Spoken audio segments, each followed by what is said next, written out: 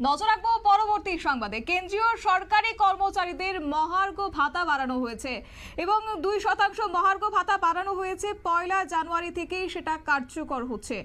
অবশ্য শুক্রবার কেন্দ্রীয় মন্ত্রিসভার বৈঠকে এই সিদ্ধান্ত নেওয়া হয়েছে কেন্দ্রীয় সরকারি কর্মচারীদের জন্য একটা বিরাট খবর। যাবো বিস্তারিত, আমাদের সঙ্গে যুক্ত হয়ে গেছে প্রতিনিধি রাজীব দত্ত। রাজীব, কি জানতে পারছো? দেখো, প্রথমেই বলি, আজকে কেন্দ্রীয় মন্ত্রিসভার বৈঠকে 2% ডিএ অর্থাৎ মহার্ঘ ভাতা কেন্দ্রীয় সরকারি কর্মচারীদের জন্য বাড়ানো সিদ্ধান্ত হয়েছে, যেটা 1 জানুয়ারি থেকে 2025-এর 1 জানুয়ারি থেকে যেটা কার্যকর হবে। কিন্তু যদি যে প্রশ্নটা উঠছে যে এতে নিশ্চয়ই সুখবর কেন্দ্রীয় সরকারি কর্মচারীদের, কারণ জানো যে তাদের বছরে 2বার মহার্ঘ ভাতা বাড়ে। তো একবার বছরের শুরুর দিকে, একবার বছরের মাঝামাঝি সময়, অর্থাৎ সেই মধ্যেই কিন্তু বেড়েছে। কিন্তু এবারে কিন্তু 2%, এরকম 2% কিন্তু বাড়ি, এত কম কিন্তু কখনো হয়নি।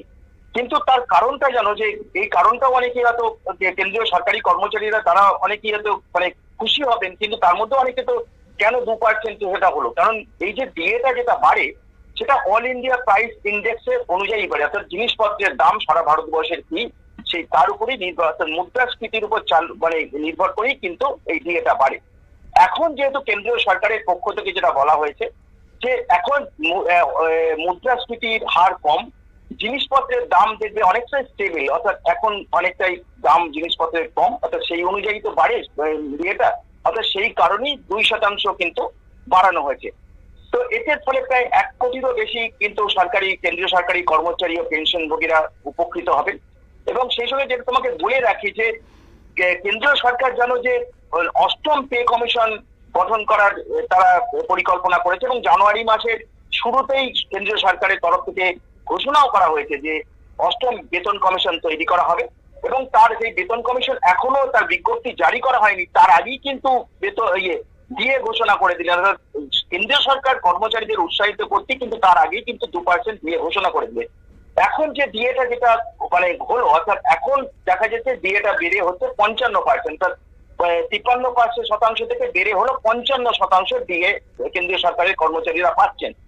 2024-এর জুলাই মাস, অর্থাৎ সেই সময় বছরে, আমি তো বললাম বছরে 2বার শেষ বেড়েছিল 2024-এর জুলাই মাসে, সেই সময় 3% দিয়ে বেড়েছিল, অর্থাৎ 50 থেকে 53% হয়েছিল।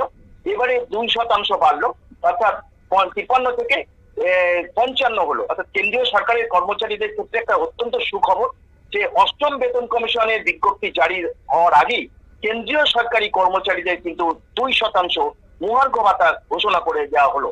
আর এর সঙ্গে জানো যে এর উপরেই কিন্তু রাজ্যগুলো কিন্তু এর পরিপ্রেক্ষিতে ডিএ বাড়ায়, অর্থাৎ রাজ্য সরকারি এখন অন্যান্য রাজ্যগুলো কি করার দেখায়, কারণ কেন্দ্রীয় সরকারের কর্মচারীদের ডিএ বাড়লে কিন্তু রাজ্য সরকারের কর্মচারীদেরও বাড়ে। অর্থাৎ এখন দেখা যাক বিভিন্ন রাজ্যগুলো তারা কি সিদ্ধান্ত নেয়।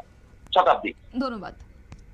আপনারা শুনলেন, অর্থাৎ সেক্ষেত্রে কেন্দ্রীয় সরকারি কর্মচারীদের একটা আশা ছিল হয়তোবা 3% বৃদ্ধি করা হতে পারে, কিন্তু কেন্দ্রীয় মন্ত্রিসভার বৈঠকে যে সিদ্ধান্ত নেওয়া হয়েছে 2% মহার্ঘ ভাতা বৃদ্ধি করা হয়েছে, সেক্ষেত্রে কিছুটা হলেও সুখবর হলেও বাকি ক্ষেত্রে কিন্তু কেন্দ্রীয় সরকারি কর্মচারীরা কিছু হতাশায় এবার রয়েছেন। নিয়ে নিচ্ছে ছোট্ট একটি বিজ্ঞাপন বিরতি, সঙ্গে থাকুন।